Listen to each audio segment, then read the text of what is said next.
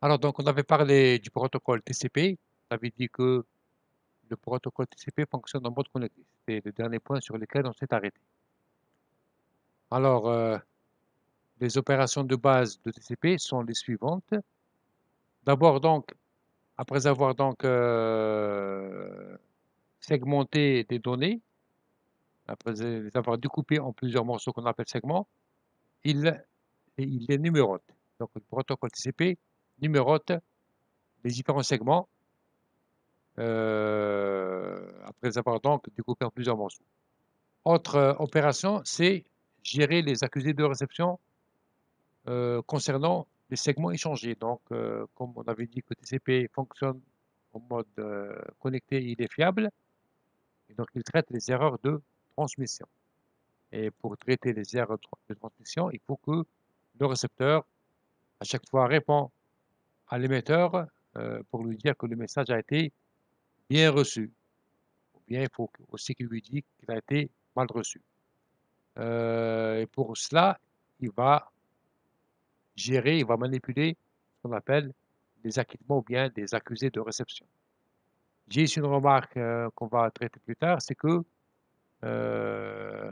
au niveau donc du récepteur, il y a un seul type d'accusé de réception qui est géré dans la transmission, qui est l'accusé de réception positive. Ça veut dire quoi?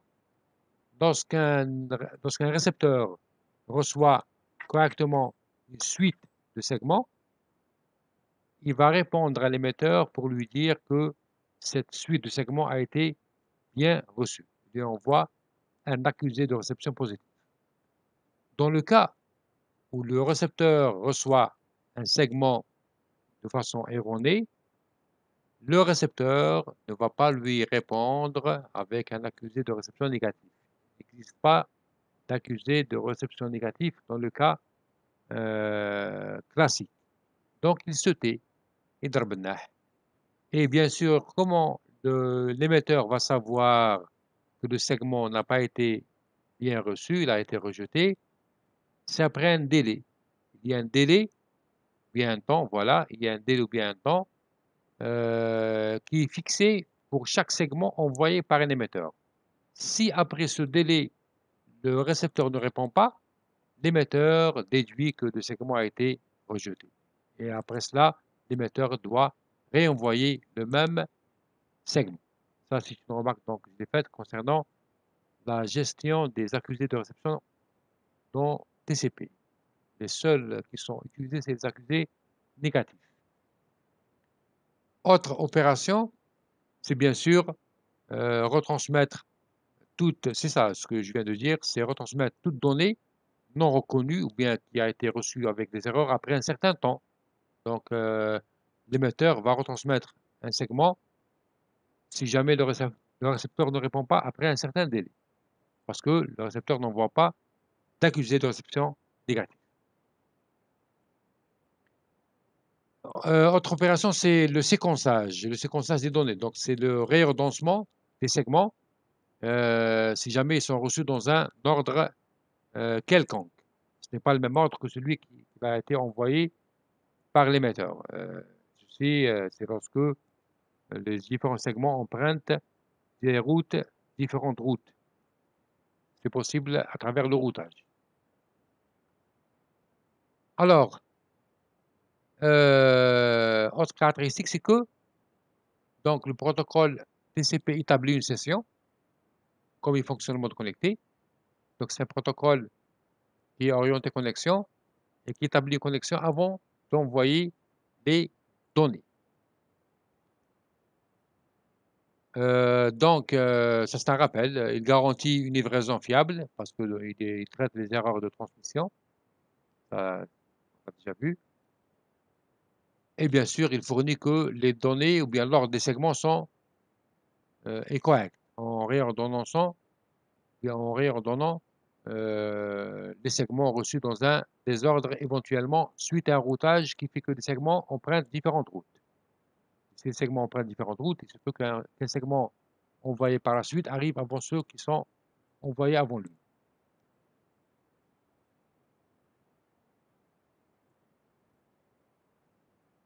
Autre caractéristique du protocole TCP, c'est qu'il gère, il gère le contrôle de flux. Il évite que le récepteur ne soit trop chargé par l'émetteur. Donc on va voir ça plus tard. Lorsque l'émetteur envoie une suite de segments, il ne va pas envoyer n'importe quelle suite.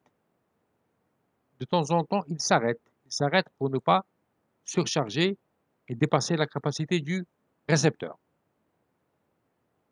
Parce que le récepteur reçoit les segments dans des mémoires tampons et il faut éviter que la mémoire tampon soit pleine. Et donc, si elle est pleine, les prochains segments n'auront pas de place pour les recevoir. Donc, on va les perdre. Et pour cela, il faut que l'émetteur donc, gère ceci en évitant de saturer le récepteur. On appelle ça le contrôle de flux. On contrôle le flux des segments envoyés depuis l'émetteur vers le récepteur. Maintenant, on va voir le format d'un segment TCP. Ici, on montre donc tout le segment TCP, y compris l'entête TCP. Est-ce que le problème de coupure de son est pour tout le monde? Ou bien juste pour Merabet? Non, c'est lié à l'état de la connexion de Merabet. Est-ce que tout le monde a problème? Ok, donc Merabet vérifie. Donc c'est au niveau à ton niveau que c'est pas de problème, hein, Merabet. Il y a certains aussi, ok. Et donc c'est lié à votre connexion. Mais pour les autres, apparemment, c'est bon. Mais allez, je pouvais revoir l'enregistrement s'il y a un problème que vous allez rater. Si vous avez raté des choses, vous pouvez revoir l'enregistrement plus tard. Alors, voilà donc un segment TCP. Le segment TCP commence par un en-tête. Le voilà l'en-tête. Et cette en-tête est décrite en mots de 32 bits. Donc, chaque ligne ici, c'est 32 bits. Et l'en-tête contient 5 mots, 32 bits, avec éventuellement des options. Voilà. Le premier mot, qui est sur 16 bits, sur 32 bits, contient deux champs. Le premier champ, il s'appelle le numéro de port source, et le deuxième champ, qui est à côté, c'est le numéro de port de destination. C'est quoi le numéro de port source? C'est le numéro de l'application qui est en train d'envoyer les données. Les données sont là. Les données applicatives sont ici. Donc, un morceau d'une donnée applicative, il est là. Pour chaque morceau, on rajoute un en-tête. Et l'application qui est derrière l'envoi de ces données-là est numérotée. Numérotée par un numéro de port qui est mis ici. Et l'application qui va recevoir ces données, elle aussi, elle possède un numéro. Le numéro, il est là, dans ce champ qui s'appelle numéro de port de la destination. Donc, je l'ai déjà dit, ce qui communique dans un réseau, ce n'est pas des machines. C'est vrai que c'est des machines à partir desquelles sont envoyées les données vers lesquelles elles sont reçues. Mais derrière ces machines, il y a toujours des applications qui sont donc responsables de l'envoi et de la réception des données. Et pour permettre à plusieurs applications de communiquer à partir d'une même machine, il faudra les distinguer.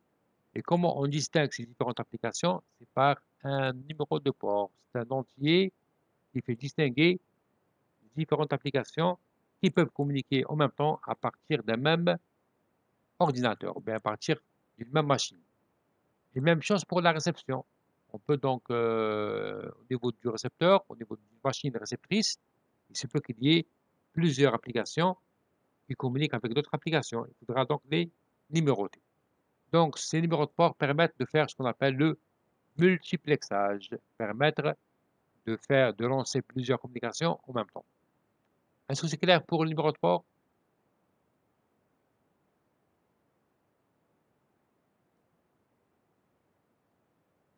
Donc, le numéro de port permet de distinguer les différentes applications qui peuvent communiquer simultanément. Lorsqu'un segment est reçu par une machine, il est reçu bien sûr dans un paquet et le tout dans une trame. Pour savoir que le message est destiné à la machine, c'est l'adresse MAC qui est vérifiée dans la trame. Ensuite, dans la trame, il y a un paquet.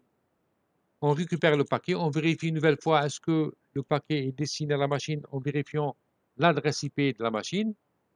Après cela, on récupère le segment qui est dans le paquet et en prenant le segment, qu'est-ce qu'on fait? Que fait la machine? Que fait la couche transport? À ce niveau, elle vérifie le numéro de port qui est là.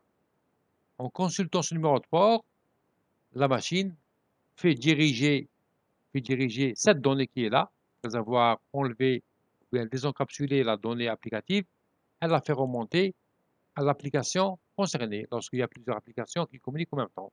Donc, ça permet de savoir à qui il faut remettre la donnée qui est là vers l'application correspondante. OK?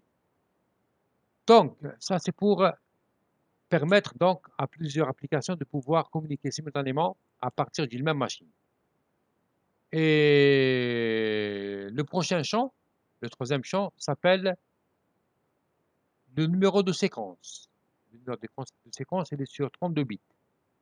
C'est quoi le numéro de séquence? C'est tout simplement le numéro du segment. Bon, juste une pause de 5 minutes et je reviens.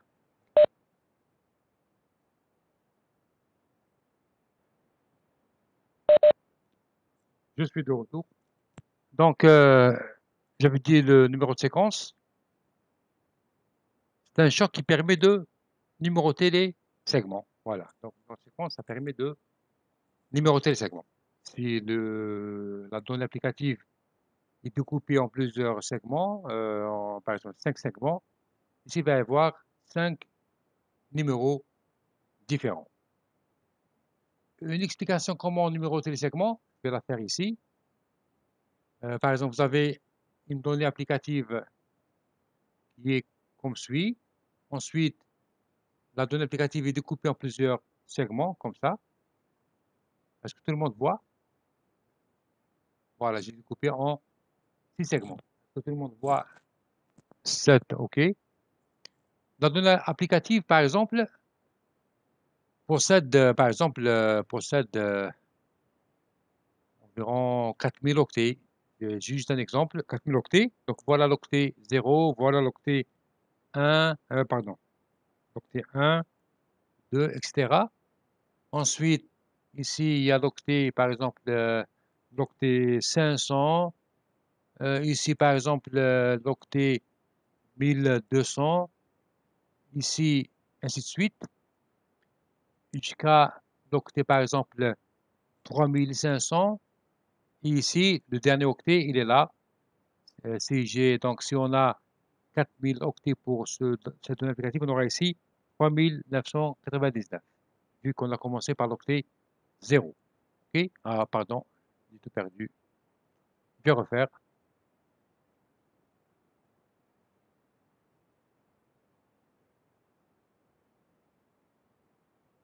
Je n'avais pas cliqué deux fois. Bon, je vais faire moins de segments. J'ai par exemple 5 segments. Ici, donc, j'ai le segment, j'ai la donnée applicative qui commence par l'octet 0, évidemment. L'octet 0. Ici, c'est l'octet 500, par exemple. Ici, 1200.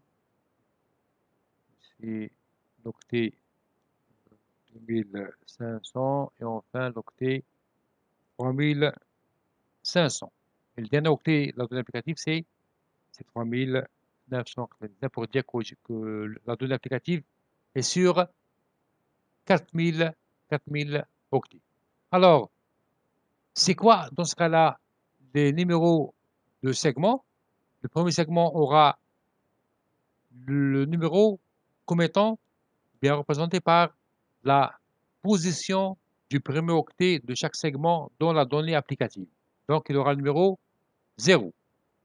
Le deuxième segment, qui commence à l'octet 500, sera numéroté par la valeur 500. C'est la position du premier octet du deuxième segment. Évidemment, ainsi de suite.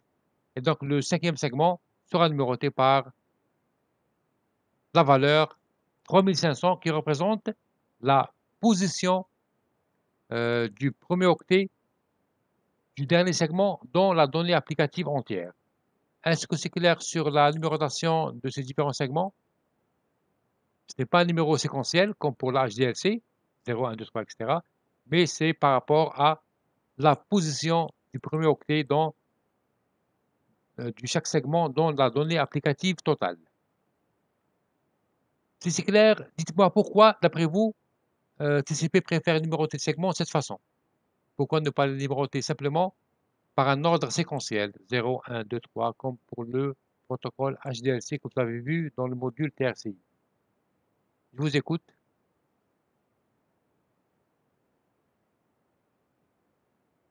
C'est quoi l'intérêt de numéroter les segments de cette façon, en indiquant à chaque fois la position du premier octet du segment dans la donnée applicative, dans toute la donnée applicative?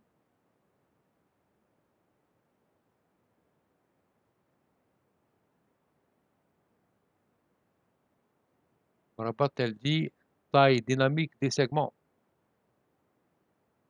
Oui, oui. D'autres réponses? Les autres? Quelle est votre réponse?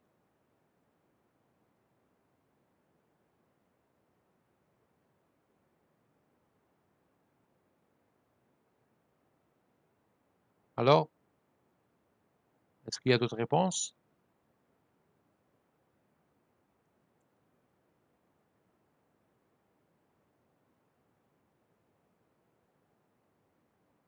Donc, la numérotation des segments, elle n'est pas en séquentiel, 0, 1, 2, etc.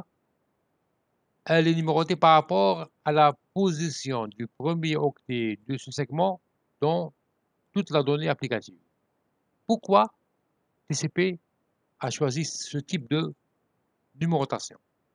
C'est quoi l'intérêt? Qu'est-ce qu'on peut en déduire avec ce type de numérotation?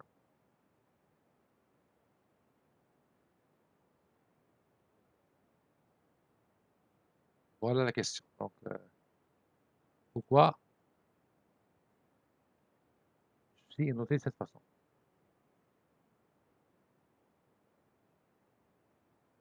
Les Bouddha précisé.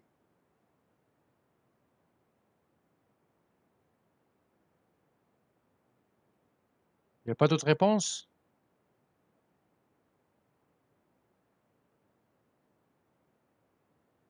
Non.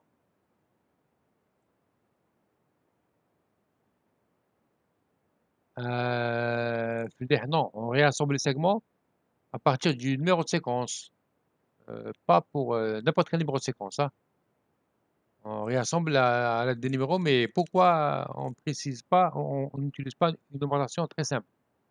Une numérotation 1, 2, 3, 4, par exemple.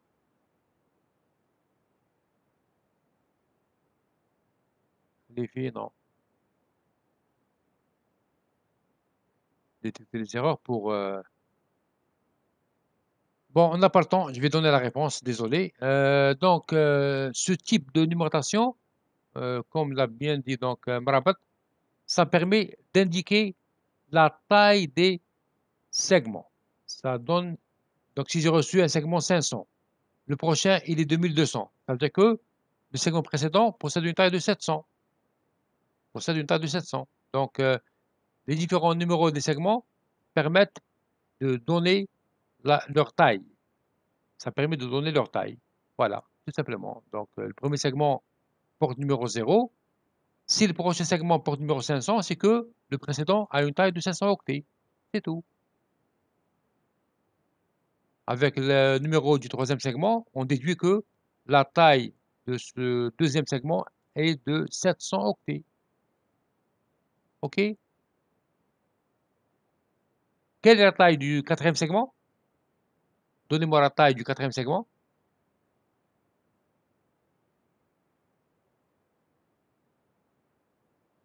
Donnez-moi la taille du quatrième segment.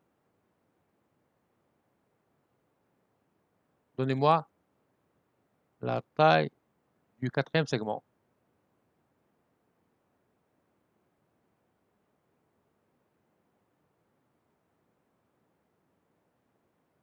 Oui, le son se coupe.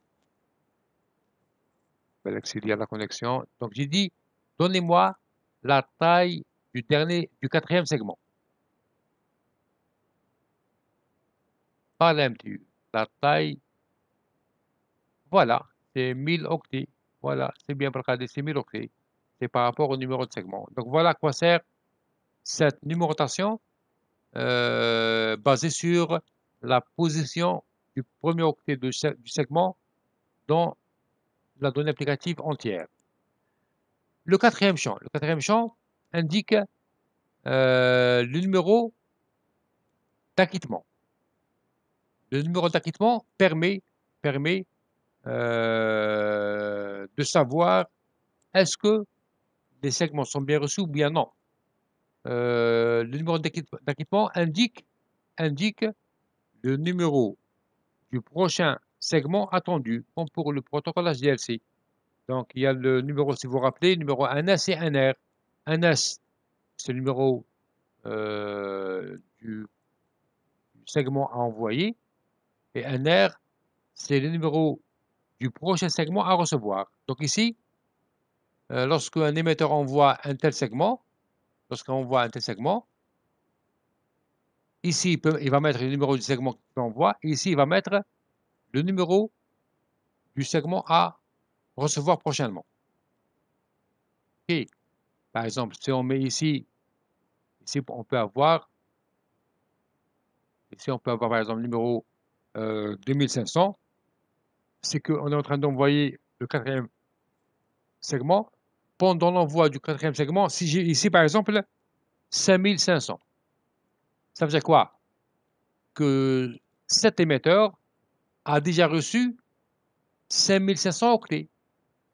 De 0 à, c'est de 0 jusqu'à 5499. Il a reçu 5500 octets. Et donc, le prochain segment que va recevoir cet émetteur-là, de la part du récepteur lorsqu'ils vont changer de rôle, c'est un segment qui va porter le numéro de 5500. Qui va porter le numéro qui est de 5500. Et donc, ceci permet au récepteur de savoir que ce qu'il a déjà envoyé a été bien reçu.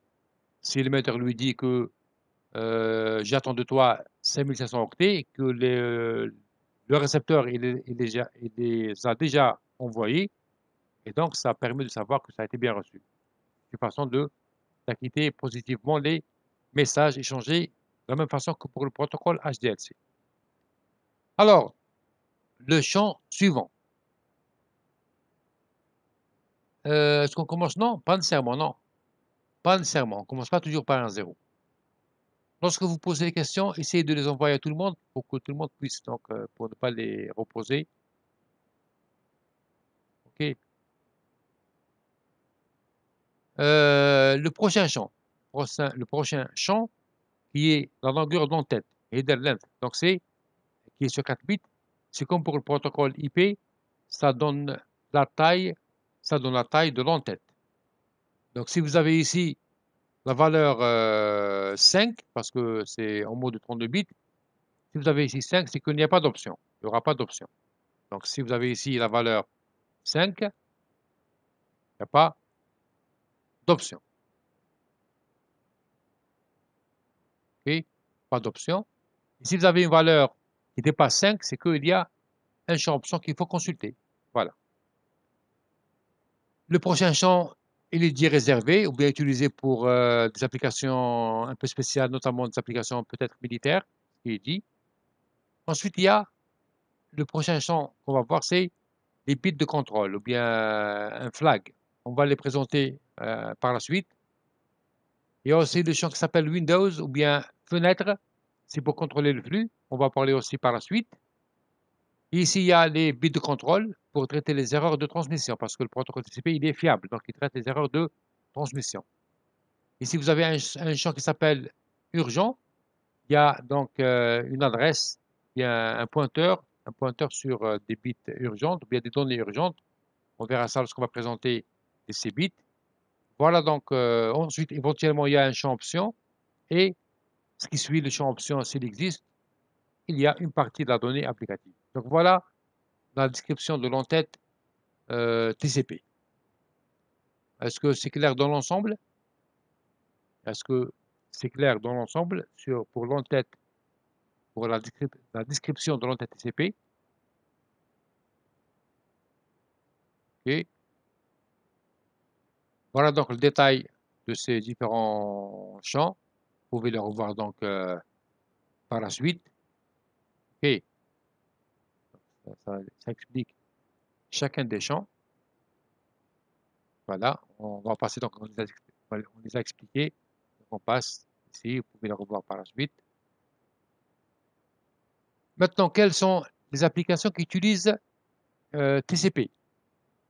Donc, ce sont des applications qui nécessitent de la fiabilité, il ne faut pas qu'il y ait des erreurs, qui nécessitent du contrôle de flux. Et, et parmi les applications, il y a HTTP, donc l'accès web. Il utilise donc TCP. Si vous consultez un site web, lorsque vous consultez un site web, il faut savoir que votre navigateur fait appel à TCP pour envoyer les requêtes web et pour recevoir les pages web d'un certain site. Si vous utilisez FTP pour le téléchargement de très longs fichiers, ça passe par TCP parce que télécharger un fichier ne tolère pas donc les erreurs. Il faut que les fichiers soient bien reçus. Et il y a aussi SMTP pour l'échange donc des mails, les emails. Ça passe par protocole TCP. SSH, c'est équivalent à Telnet, mais qui permet donc de traiter aussi, de traiter ou bien d'échanger les commandes de façon chiffrée pour ne pas avoir d'attaque. Et je pense que même aussi Telnet passe par TCP. Voilà. Ça, c'est quelques exemples de protocoles ou bien d'applications qui utilisent le protocole TCP, qui nécessite donc un traitement des erreurs et il nécessite une connexion. Maintenant, on va présenter d'abord brièvement UDP avant de revenir à TCP. Je préfère donc présenter UDP avant de revenir à TCP pour voir plus de détails sur le fonctionnement du protocole TCP. D'accord? Donc, UDP aussi, c'est un protocole qui se trouve dans la couche de transport qui permet donc d'acheminer des segments de données reçus par la couche application, mais qui est donc rapide parce que il ne va pas nécessiter donc un traitement d'erreur ou bien une connexion. TCP donc c'est un protocole sans connexion, dès qu'il reçoit une donnée de la couche application, il l'envoie directement au récepteur, sans vérifier, sans aller vérifier est-ce que le récepteur sera prêt à recevoir la donnée ou non. S'il va recevoir la donnée, tant mieux.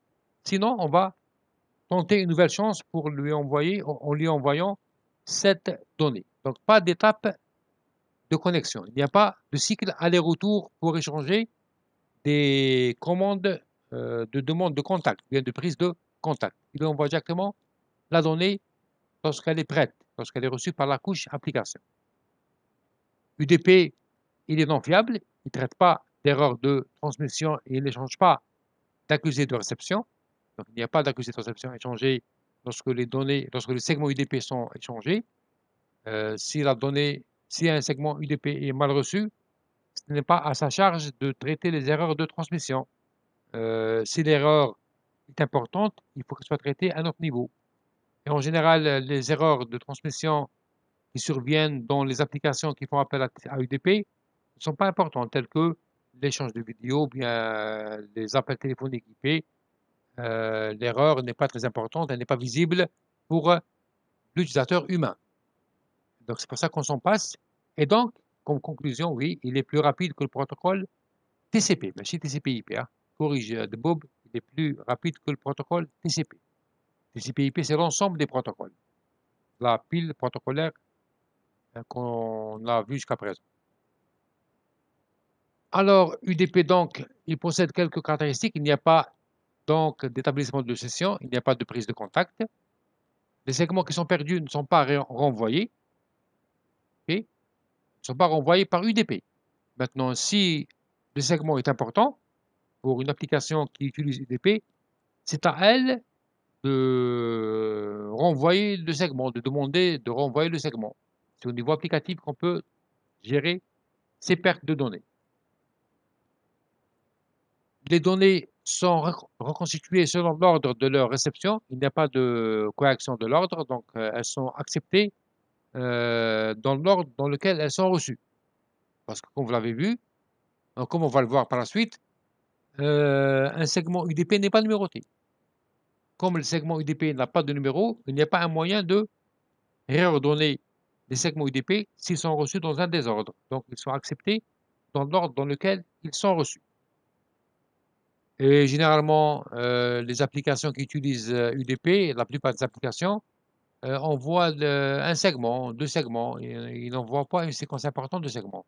Sauf pour le cas de la vidéoconférence, ou bien des séquences vidéo, ou bien du son pour la téléphonie IP. Donc ici,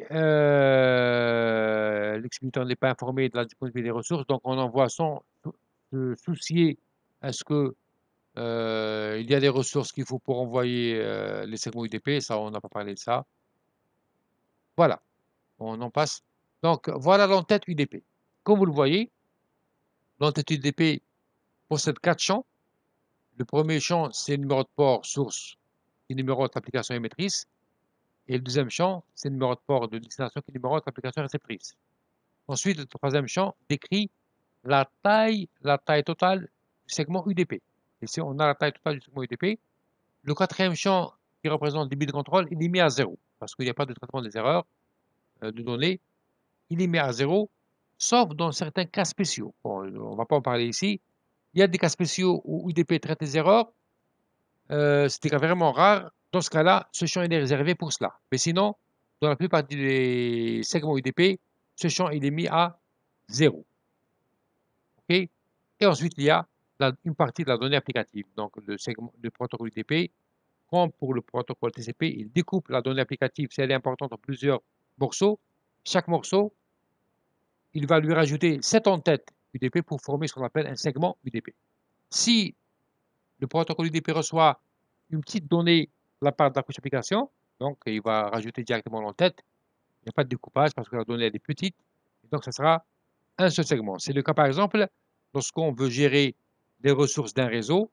Pour gérer, par exemple, les ressources d'un réseau, on envoie de petits paquets, de petites données pour vérifier donc l'état de l'équipement réseau. Ça va donner lieu à un seul segment. Dans ce cas-là, il n'y a pas de découpage.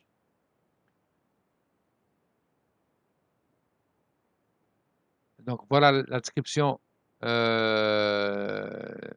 des champs du protocole UDP, sauf ici précision, pour les bits contrôle, c'est pour vérifier les erreurs sur les données en-tête, mais dans le cas où il y a réellement un traitement d'erreur, mais en général, c'est mis à 0. Applications qui utilisent UDP, les voilà, par exemple, il y a le DHCP, le serveur DHCP, on verra en TP demain, Inch'Allah, donc pour l'attribution de façon automatique des adresses IP aux équipements. Donc, DHCP permet à un ordinateur de recevoir une adresse IP de la part d'un serveur DHCP. Donc, l'adresse IP n'est pas configurée manuellement comme vous l'avez déjà fait en salle TP. Donc, évidemment, DHCP, il faut qu'il soit rapide pour obtenir une adresse IP. Pour cela, il utilise UDP sans demander de connexion parce que si on n'a pas d'adresse IP, il n'y a pas moyen de se connecter avec un site, avec un équipement.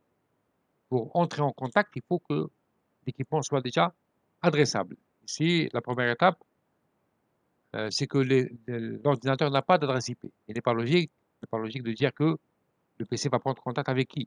Il soit déjà connu. S'il n'a pas d'adresse IP, il n'est pas connu. Il n'y a pas de prise de contact, il n'y a pas de connexion, de demande de connexion, et il n'y a pas de traitement d'erreur. L'adresse IP, c'est un petit segment, donc il contient l'adresse IP, et généralement l'erreur sur tel segment, elle est rare. Le DNS donc, qui permet à obtenir l'adresse IP associée à un site donc utilise UDP, mais aussi il peut utiliser TCP. Oui, il peut utiliser TCP. Bon, ça, on va en parler dans le dernier chapitre. On va aborder donc cette semaine, Inch'Allah, pour le DNS, quand est-ce qu'il utilise TCP et quand est-ce qu'il utilise UDP. Le SNMP, c'est pour gérer, pour la gestion des réseaux. Pour gérer donc un réseau, on envoie de petits paquets. Pour vérifier l'état des composants réseau, des petits paquets, donc on passe par UDP, c'est rapide, sans demander de connexion, et sans traiter les erreurs de transmission. TFTP est un FTP assez léger, bien allégé, c'est pour dire trivial FTP, ou bien FTP allégé.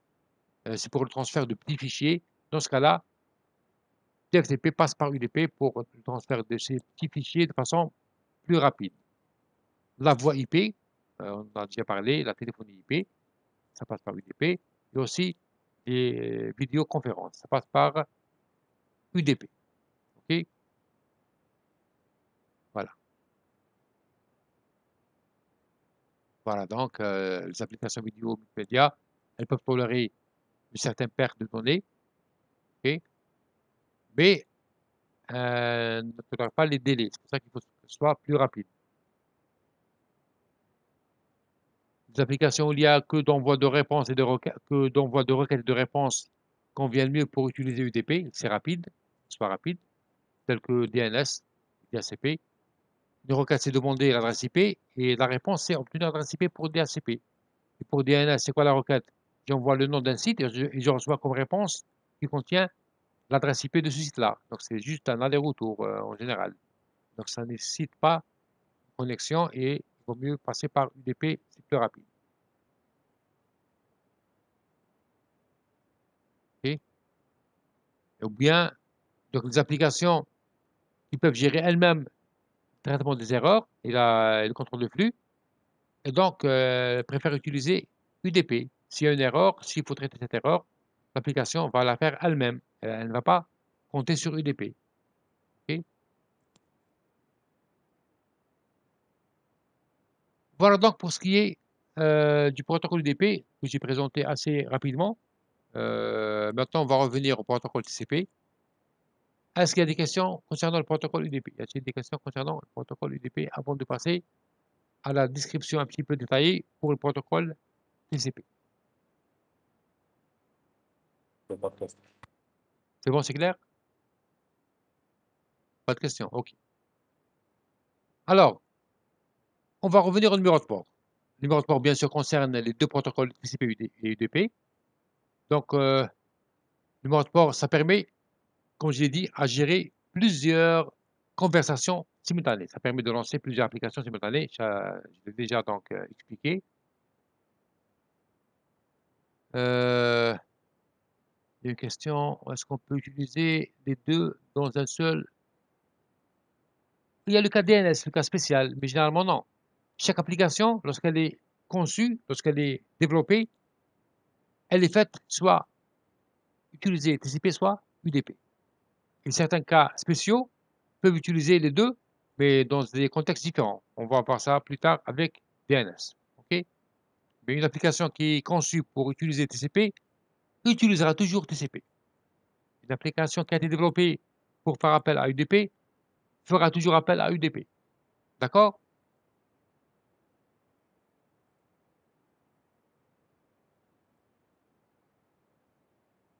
Donc, numéro de port source est associé à l'application d'origine sur l'autre, tandis que le numéro de port de destination est associé à l'application de destination sur l'autre distance. Ça, on a déjà vu ça.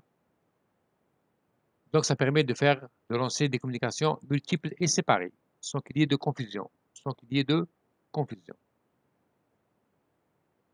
C'est un rappel de ce qu'on a vu sur le numéro de port. Alors, donc, vous avez toujours une paire d'interfaces de connexion, deux applications qui communiquent entre elles, comme vous le voyez ici. Donc, les deux applications sont sur deux machines différentes. Et donc, les deux machines différentes sont décrites par leur adresse IP, bien sûr. Et lorsque les messages passeront par des équipements voisins, à ce moment-là, il y aura leur adresse MAC. OK? Maintenant, si les machines sont voisines, comme le cas dans cette figure-là, l'adresse MAC de l'émetteur et du récepteur, c'est celle de la même machine. OK? Mais maintenant, si elles sont distantes, ça, vous l'avez compris, on l'a déjà vu, l'adresse IP, ce sera celle des deux machines qui sont en train de communiquer, mais l'adressage MAC est celle des équipements voisins. Okay. Et il y a aussi donc le numéro de port qui décrit les deux applications. Par exemple, il y a un client qui veut télécharger un fichier important. Le client est numéroté donc par la valeur 1305 et le numéro de port de l'application cliente, c'est 1305. Et le serveur qui va contacter le client, c'est 21. Donc, numéro 21 pour envoyer des données, pour transférer un fichier ou bien télécharger un fichier. Donc, ici, il y aura une application entre l'application numérotée par 21 qui est FTP et l'application 1305 qui est un client FTP qui demande à télécharger ou bien à transférer un fichier. Au même moment, on peut lancer un accès web. Donc, le client peut lancer un service web et dans ce cas-là, le numéro du client sera numéroté 1999 et au niveau du serveur, le numéro du serveur ou bien de l'application du serveur, c'est va porter le numéro 80. Donc ici, lorsqu'il y a échange de segments, ce sont des segments, dans ce cas-là, des segments TCP dans le 2K. Au retour là, il n'y a pas de problème pour séparer les segments, pour les afficher sur les deux onglets au niveau de l'écran sans confusion. Même chose pour l'accès au serveur. Il y a une question pour UDP. Je vous ai dit que posez vos questions, on envoie un message à tout le monde pour éviter de les faire répéter. Ok, Marabat. Pour UDP, le traitement des erreurs se fait au niveau de l'application ou bien du serveur. S'il y a nécessité de traiter les erreurs lorsque UDP est utilisé, c'est l'application qui fait elle-même. Sinon, il n'y a pas de traitement d'erreur. Okay. Il n'y a pas de traitement d'erreur lorsque l'application utilise UDP. Si l'erreur est importante, c'est à l'application de gérer l'erreur.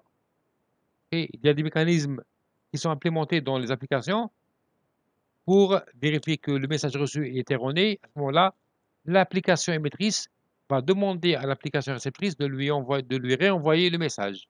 Ce n'est pas le protocole UDP qui va le faire. Voilà.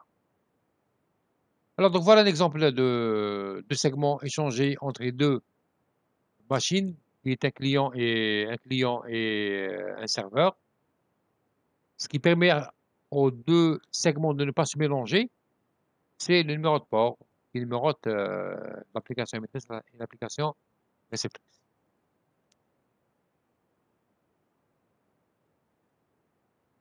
Ça, c'est déjà vu. Donc, bien sûr, évidemment, les numéros de port source et destination sont placés à l'intérieur des segments, exactement dans l'entête du segment.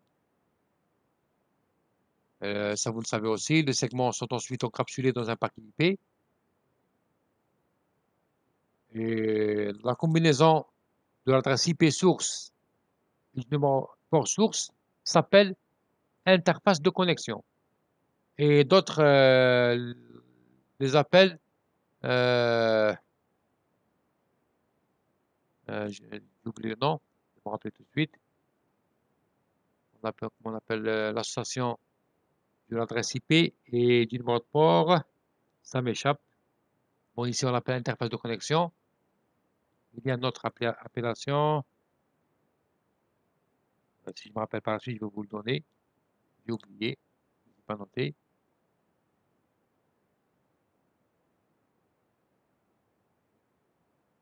Alors, donc, les interfaces de connexion permettent à plusieurs processus, il y a plusieurs applications, de s'exécuter sur un client, de se différencier les uns des autres. Ça, j'en ai déjà parlé. Et même chose au niveau du serveur. Alors, les numéros de port sont classés en 3 catégories. Les ports réservés, de 0 à 1023, réservés pour les applications qui sont très connues, telles que applications web, applications FTP, applications Telnet, DNS, etc., etc. Ces applications-là sont numérotées par des numéros de port réservés à ces applications, justement. Ensuite, il y a les numéros de port, les autres, on va dire à partir de 2024, ce sont des numéros de port qu'on peut attribuer aux différentes applications, jusqu'à 50 000, de 50 000 à 65 000. Ça, c'est des ports qu'on peut donner aux applications qui sont généralement aléatoires. Donc, au moment où le client contacte un serveur, il va s'attribuer un numéro de port de façon aléatoire au niveau de la machine à partir de 1024 jusqu'à 65 000. Là. OK. Voilà quelques valeurs du numéro de port. Donc 20 pour FTP pour l'envoi de données. Lorsqu'on envoie les données, on transfère un fichier par exemple, le serveur sera numéroté par 20. Et si je veux envoyer des messages de contrôle pour traiter les erreurs, c'est un segment portera le numéro 21. Mais donc FTP utilise deux numéros de port, 20 et 21. 20 pour l'échange de données et 21 pour l'échange de messages de contrôle.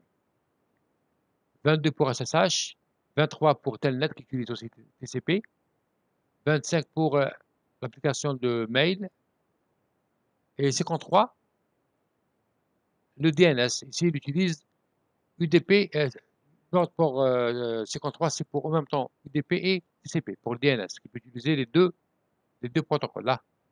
Ça, on va voir ça par la suite. DHCP serveur 67 et le numéro du client DHCP c'est 68. Si le client DHCP aura le numéro 68, par contre, le serveur c'est 67 et qui utilise UDP.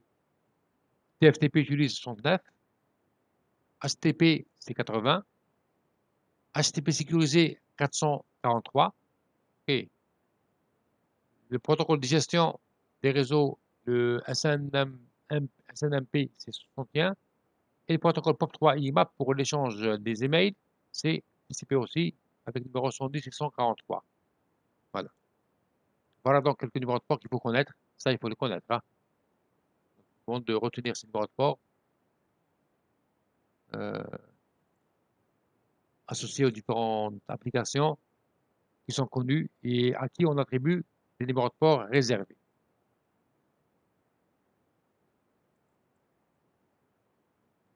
Est-il des questions avant d'avancer?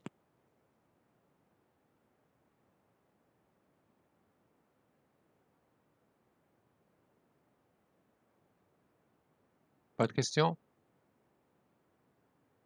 OK. Alors, on revient donc au protocole TCP pour l'étape de connexion entre deux machines. Comme vous le voyez ici, avant d'envoyer le fichier, un client devra d'abord demander connexion vers le serveur. On parle d'une connexion à trois étapes. Alors, qu'est-ce qui se passe? Le client envoie une demande de connexion vers le serveur pour ouvrir donc la connexion depuis le serveur depuis le client vers le serveur, en envoyant un segment. On va voir ça aussi par la suite avec le bit sin égale 1, ça on va le voir par la suite. On va décrire les différents bits. Alors, dans ce cas-là, si le serveur accepte cette connexion, il va répondre par un segment dans lequel il va accepter la connexion, mais en même temps, il va lui aussi demander une connexion pour l'autre sens. À ce niveau-là, si on envoie le premier segment et reçoit l'autre, il y a établissement d'une connexion dans un seul sens. Ce n'est que lorsque le client répond par l'acceptation que qu'on peut dire que la connexion elle a été établie dans les deux sens. Donc, pour établir une connexion dans les deux sens, il faut échanger trois messages, trois segments. Et c'est pour ça on parle de connexion à trois étapes. Première étape, c'est le client qui demande une connexion dans le sens, pour le sens client-serveur. Lorsque le serveur répond avec répond de façon donc, positive, ici, on dit que la connexion a été établie, mais dans un seul sens. Elle n'est pas encore établie dans l'autre sens. Sens client-serveur. Mais plutôt sens serveur-client. Et lorsque le client répond par l'acceptation, ici, les deux sens de la connexion ont été établis. D'accord? Voilà, c'est expliqué ici. Le client demande l'établissement d'une session de communication client-serveur vers le serveur.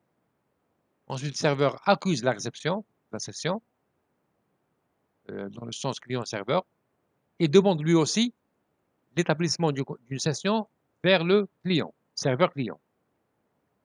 Et lorsque le client accuse la réception de la session, et donc on dit que l'établissement de la connexion, elle est totale, elle est complète dans les deux sens.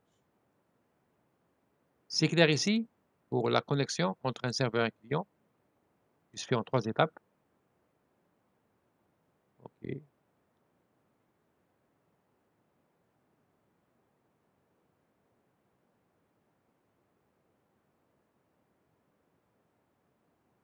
Très bien. De même, lorsque, après avoir établi une connexion et échangé les données qu'il faut, à la fin, il faudra fermer la session, il faudra se déconnecter.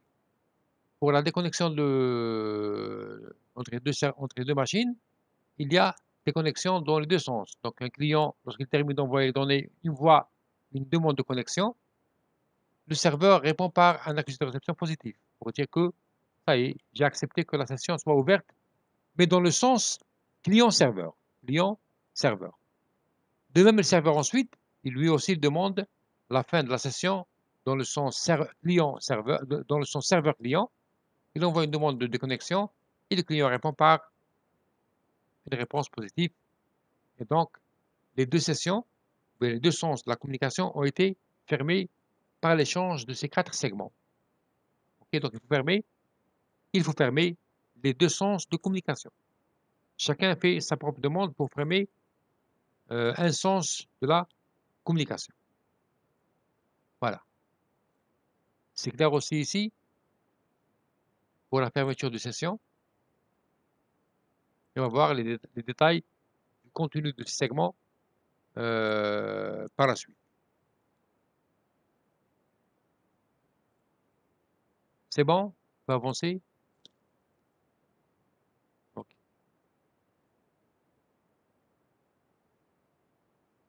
Donc voilà l'explication. Quand le client n'a plus de données à envoyer dans le flux, il envoie un segment dont l'indicateur fin est défini. Le serveur accepte. Ensuite, le serveur demande une fin à son tour et le client va accepter par la suite. Voilà. Maintenant, on va voir justement les 6 bits qui s'appellent les 6 indicateurs des bits de contrôle, bien du drapeau. Donc, il y a 6 bits ici. C'est eux qui vont permettre justement cette demande de connexion, cette demande de déconnexion, le traitement des erreurs, les accusés de réception et pas mal de fonctions qu'on va voir maintenant dans dans ce slide. Alors, donc, d'abord, il y a le bit ACK. Ici, il y a 6 bits. Hein. Ici, vous avez 6 bits. Chaque bit a un nom. Évidemment, il a deux valeurs possibles, 0 et 1. Lorsque le bit a la valeur 0, c'est que la fonction n'est pas activée. Et si la valeur du bit est égale à 1, c'est que la fonction correspondante, elle est activée. ACK donc, c'est un bit qui peut avoir la valeur 0 et 1. Si le bit ACK il vaut 1 dans ce champ, bon, je n'ai pas donné l'ordre des bits, je vais les donner indépendamment de l'ordre. Je n'ai pas ici l'information pour donner l'ordre, mais il y a un ordre bien défini. Lorsque le bit ACK vaut 1, c'est que ce segment contient un accusé de réception, et qui est bien sûr positif. À ce moment-là, le récepteur qui reçoit un tel segment, lorsqu'il voit le bit ACK égal à 1, il va alors consulter la valeur le numéro d'acquittement qui est là. Le numéro d'acquittement qui est là. Pour voir qu'a-t-il reçu jusqu'à présent le récepteur. Et vous allez voir plus clair lorsqu'on va voir un exemple. Là, pour le moment, ce n'est pas vraiment assez clair. Patientez lorsqu'on va dérouler un exemple sur un échange de données entre deux ordinateurs pour comprendre comment gérer les acquittements et comment gérer les erreurs à travers le numéro d'acquittement qui est là. C'est presque la même chose que pour le HDLC. Hein. Donc ici, pour consulter ce champ, il faut que le bilan CK soit égal à 1. Donc évidemment, le premier segment qui sera envoyé d'une machine à une autre, le premier segment envoyé d'une machine à une autre, aura comme bit ici ACK la valeur 0, parce qu'il n'a rien reçu. Et donc il n'a rien à quitter. L'émetteur, la première fois, lorsqu'il va envoyer une donnée, il va mettre toujours le bit ACK à 0.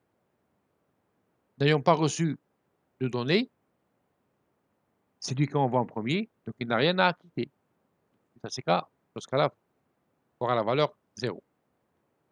Donc je répète, le bit ACK permet d'indiquer est-ce que ce segment véhicule un acquittement ou pas. Deuxième bit, un bit qui s'appelle SYN.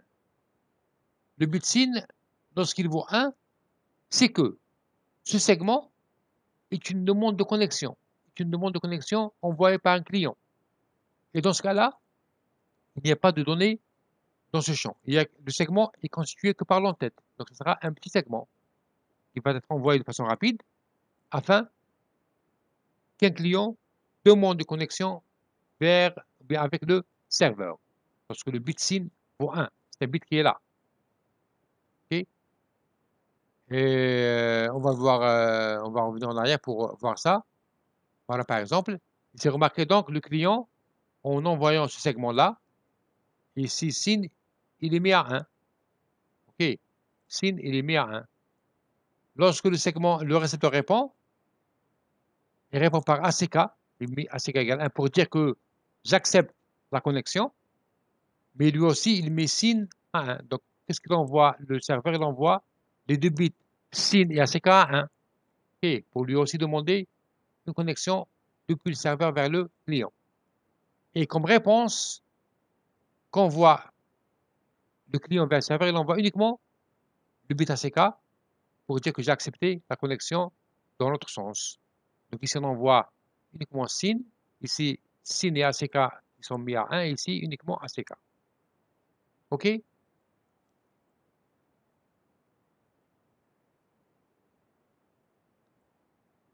Voilà. Donc le bit SYN, lorsqu'il est à 1, ça veut dire que ce segment-là est un segment de demande de connexion. Et dans ce cas-là, il n'y a pas de données applicatives parce qu'on ne peut pas envoyer une donnée applicative avant l'établissement d'une connexion. Donc ce sera un segment qui sera envoyé rapidement parce qu'il est de taille très petite, il ne contient que l'entête. De la même façon, lorsque on veut terminer un échange, il faut passer donc, par la déconnexion. Pour lancer une déconnexion, il y a un bit ici qui s'appelle fin, et lorsqu'il est mis à 1, c'est qu'un tel segment est un segment de demande de déconnexion. C'est un segment de demande de déconnexion. On revient en arrière pour voir ça. Ici, par exemple, que envoie le client, il envoie le bit fin à 1 pour demander une connexion. Le serveur reçoit le bit fin à 1, il va accepter. Il va accepter en envoyant ACK. ACK, donc, c'est pour dire que j'ai bien reçu ta requête et je l'ai accepté. Et d'une part, pour dire que j'ai bien reçu la requête, et d'autre part, pour dire que je l'ai accepté. À son tour, le serveur envoie le bit fin à 1 pour dire moi aussi je veux fermer la connexion dans l'autre sens. Et le client, il n'a qu'à accepter s'il n'a pas de données à envoyer. OK.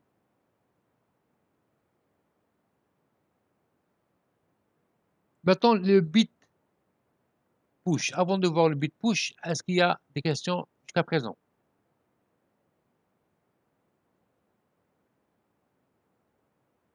Y a-t-il des questions jusqu'à présent? OK. Le bit fin, c'est un bit qui est dans ce champ-là, qui contient ces bits. Lorsqu'il est égal à 1, c'est que le segment envoyé est un segment de demande de connexion, de demande de déconnexion. Comme par exemple la trame disque, si vous vous rappelez, pour le protocole HDLC. Vous vous rappelez comment... Oui, c'est l'inverse, oui, si on veut. C'est l'inverse. Connexion et déconnexion. Connexion avec le bit SYN et fin pour faire la déconnexion. OK? D'autres questions?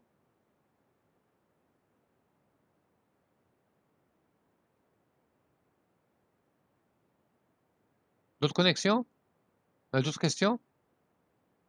Je me rappelle maintenant de l'association de l'adresse IP et numéro de port. Je vais vous la donner.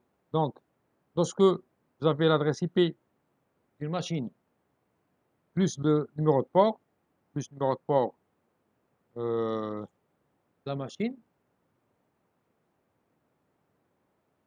hein,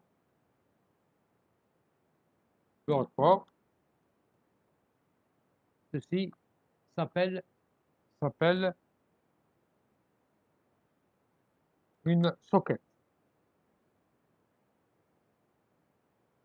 Voilà, décrit dans le message. Donc, l'ensemble de l'adresse IP d'une machine et du numéro de port de l'application qui s'exécute et qui communique à partir de cette machine s'appelle socket. Vous avez reçu? C'est dans le chat. Donc, socket veut dire le couple adresse IP et numéro de port. Adresse IP de la machine, émettrice, et numéro de port de l'application émettrice. Et de même pour le récepteur. Voilà. Alors, maintenant, push. Push, c'est un bit, c'est un quatrième bit qui se trouve ici. Quel est le rôle de push? Comme vous le savez, au niveau donc d'un récepteur et dans sa couche transport, le protocole TCP reçoit une suite de segments. Il reçoit une suite de segments. Ils sont reçus dans un ordre bien précis ou bien dans un désordre.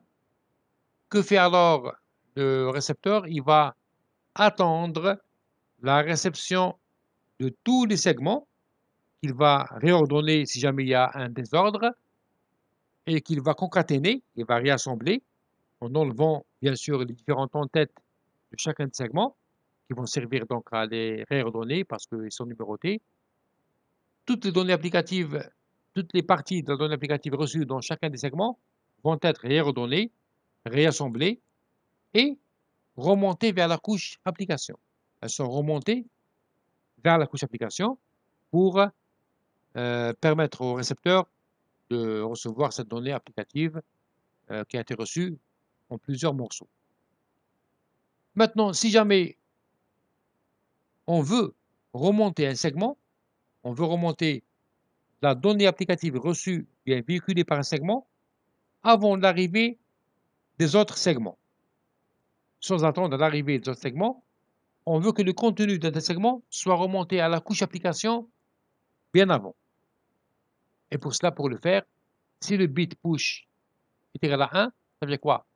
On demande au protocole TCP de remonter le contenu d'un tel segment vers la couche application avant l'arrivée des autres segments correspondantes à cette donnée applicative. Exemple de cette fonction, vous avez tous fait accès à des pages, à des sites web, et vous pouvez remarquer que dès que vous faites accès à un site web, ce qui s'affiche en premier, c'est du texte, avant des images. Si vous avez un site web où il y a des images, il y a du texte. Le texte s'affiche en premier, mais l'image tarde à venir, parce que dans ce cas-là, les segments qui véhiculent du texte sont ont leur bit push qui vaut 1. Il vaut 1 pour faire remonter la donnée vers la couche application, permettre au lecteur de lire le texte le temps que la vidéo ou bien l'image soit reçue petit à petit. Donc on fait gagner du temps pour faire occuper le lecteur, le faire occuper pour le temps de recevoir les images et la vidéo en lisant le texte qui s'affiche en premier. Parce que ces segments-là, ils véhiculent du texte ont leur bit push égal à 1. OK? Voilà donc le rôle du bit push. Est-ce que c'est clair? Le segment qui arrive au niveau de la couche transport voit la donnée remonter à la couche application avant l'arrivée des autres segments, avant l'arrivée de tous les segments. C'est clair? Oui, monsieur. OK. Prochain bit, RST. RST, lorsque le bit RST est égal à 1, c'est que les numéros de séquence et d'acquittement sont remis à 0. Ils sont remis à 0. On réinitialise la connexion. Donc, c'est un problème quelconque. On voudrait donc que les numéros reviennent à 0. Et pour cela, une machine ou une application envoie un segment avec le bit reste égal à 1 pour que les deux compteurs des deux machines, au niveau des deux applications, sont remises à 0. Donc, on reprend depuis les valeurs 0, 0 pour différentes raisons. Le dernier bit, c'est le bit urge. Le bit urge, lorsqu'il est à 1, c'est que le segment véhiculé, le segment envoyé, contient dans sa partie donnée, ici dans sa partie donnée, des données urgentes. Il y a des données urgentes dans la donnée véhiculée par ce segment. Il faudra donc traiter en urgence. Et quelle est la donnée et où se trouve cette donnée urgente? C'est le pointeur urgent qui est là, qui va indiquer la position de cette donnée-là. Donc, il y a un exercice sur ça. Donc, supposons, si vous avez la valeur, n'importe quelle valeur, la valeur par exemple, pour le dernier segment, 3800, pardon, 3800, par exemple, là. S'il y a la valeur 3000, bon, je préfère faire. Ici, vous avez la valeur 3800. Et donc, ici, vous avez les données. Ici, on a vu que le dernier segment commence par 3500 et se termine à 3999. C'est le dernier segment. Et donc, le bit ici urge est égal à 1. Si le bit urge ici est égal à 1,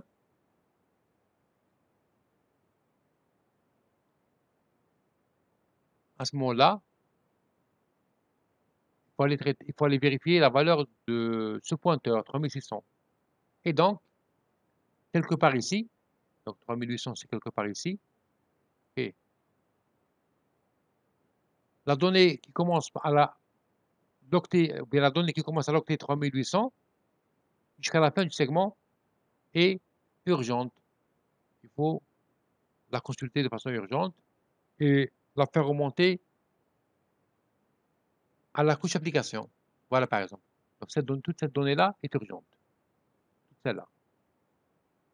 Cette partie-là, elle est urgente. Il faut la traiter en priorité. Okay? La donnée pointée par ce pointeur d'urgence est importante. Il faut traiter ça en priorité. C'est des cas donc, où il y a urgence à traiter des données en premier dans un segment. Pas toute la donnée, mais une partie de la donnée du segment. Voilà pour ce qui est du bit urgent.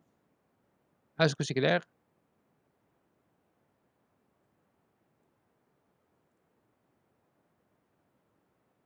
Y a-t-il des questions?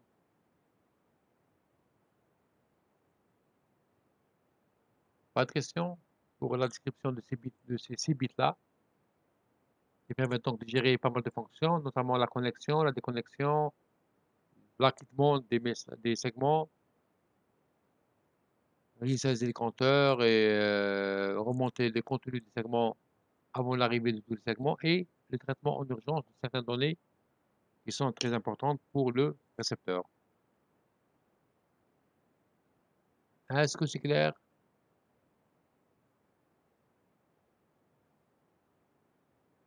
C'est clair. Pas de questions? On peut avancer? Ok.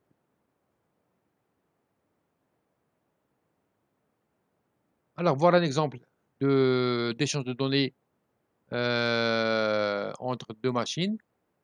Bon, ici, il n'y a pas beaucoup de détails. Sinon, en TD, il y a un exemple où il donne plus de détails. Une question pour la taille de la donnée urgente. On donne juste le début, oui. On donne juste le pointeur où commence la donnée urgente. Jusqu'à la fin du segment. OK? Jusqu'à la fin du segment.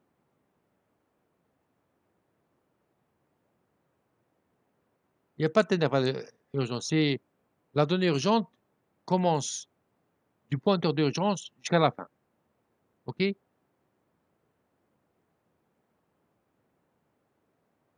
Alors, ici par exemple, une machine, la machine A envoie 10 segments. Comme vous voyez ici, j'envoie 10 segments. Après avoir reçu les 10 segments, à un moment donné, donc la machine B, qui est récepteur, va répondre. Il va répondre par un acquittement. Si l'acquittement, il envoie, indique que le segment 3 n'a pas été, ou bien il s'attend à recevoir le segment numéro 3. Bon, ici, les numéros sont séquentiels, là, mais ce n'est pas la vérité, ce n'est pas le cas. Dans un exercice, vous allez voir que ce n'est pas le cas. Juste pour expliquer brièvement comment ça marche. Donc, lorsque l'acquittement est égal à 3, ça veut dire que B s'attend de recevoir le segment 3. Et qui veut dire que le segment 3 n'a pas été reçu, n'a pas été accepté parce qu'il y a eu des erreurs. Et ici, qu'est-ce qui va se passer? L'émetteur va tout réenvoyer à partir du segment 3. Donc, il y a un rejet global. Un rejet global à partir du premier segment mal reçu. Donc, il va réenvoyer le segment 3 jusqu'au segment 10. Si cette fois-ci sont bien reçus, le récepteur B va envoyer un acquittement qui lui dit « J'attends de toi prochainement de recevoir le segment numéro 11 ». Okay? Donc, ça permet d'acquitter les 10 segments qui ont été bien reçus. Donc ici, il n'y a pas de rejet sélectif. On peut le faire, le rejet sélectif, si jamais, donc pour ne pas tout réenvoyer. Et pour cela, il faut utiliser le champ option. On ne va pas voir ces cas-là. Il faut juste savoir que dans le cas où il faut traiter les rejets sélectifs, alors c'est dans le champ option des segments anticipés qu'on peut gérer les segments sélectifs. D'accord? Est-ce que c'est clair? Oui. Par exemple, si un émetteur envoie 50 segments et que dès le début, il y a un segment qui est mal reçu, ce n'est pas intéressant de réenvoyer tous les 50 segments à cause d'un segment erroné. Pour cela, il faut que le récepteur lui demande de réenvoyer que le segment erroné. Donc, il va le faire dans le champ option parce que dans l'entête de segment, il n'est pas possible de le faire. Voilà. C'est ce qu'on a vu. Maintenant, pour la taille des fenêtres. Voilà, des fenêtres. Alors, je préfère revenir ici. Non.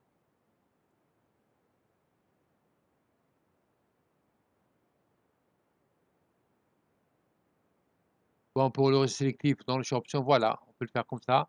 Donc, dans le cas, on n'enregistre que les segments donc 3 et 4 dans le champ option. Donc, le metteur va réenvoyer que 3 et 4. Et par la suite, il va poursuivre l'envoi du segment 11 et 12 pour ne pas tout réenvoyer. Dans le cas d'un rejet sélectif. Vous avez ici un acquittement sélectif.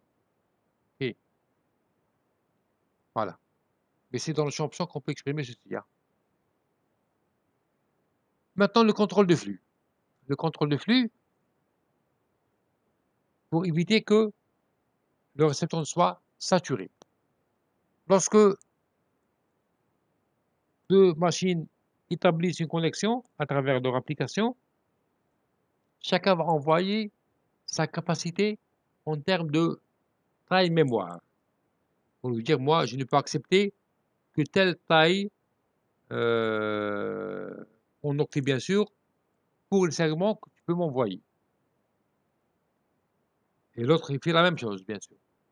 Alors, lorsque quelqu'un connaît la taille, la mémoire de l'autre partenaire, et donc lorsqu'il va envoyer des segments, lorsqu'il va atteindre, lorsqu'il sait que la mémoire de l'autre machine est remplie, il va s'arrêter pour ne pas le saturer.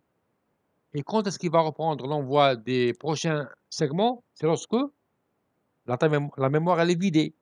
Et comment va-t-il savoir qu'elle a été vidée? C'est en recevant les accusés de réception.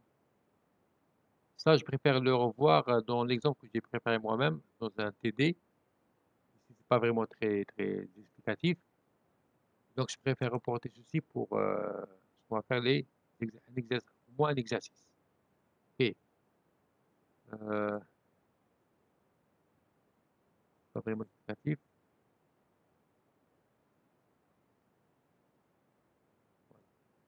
Donc, la fenêtre, c'est la mémoire tampon dans laquelle un ordinateur peut recevoir les segments. On passe par ça. Donc, l'exemple ici n'est pas vraiment très très clair. Faire en passé. Voilà. Alors, voilà donc pour ce qui est donc du chapitre sur la couche transport et le protocole TCP/UDP. Est-ce que donc vous avez des questions avant de prendre une pause et faire l'exercice? On va poursuivre la dernière série d'exercices. Est-ce des questions? Donc, il reste juste à réexpliquer la taille de la fenêtre. Je préfère le faire dans un exercice bien précis. Hein. Y a-t-il des questions concernant la couche transport, notamment le protocole TCP/UDP, avant de prendre une pause et de faire une deuxième séance pour faire TD?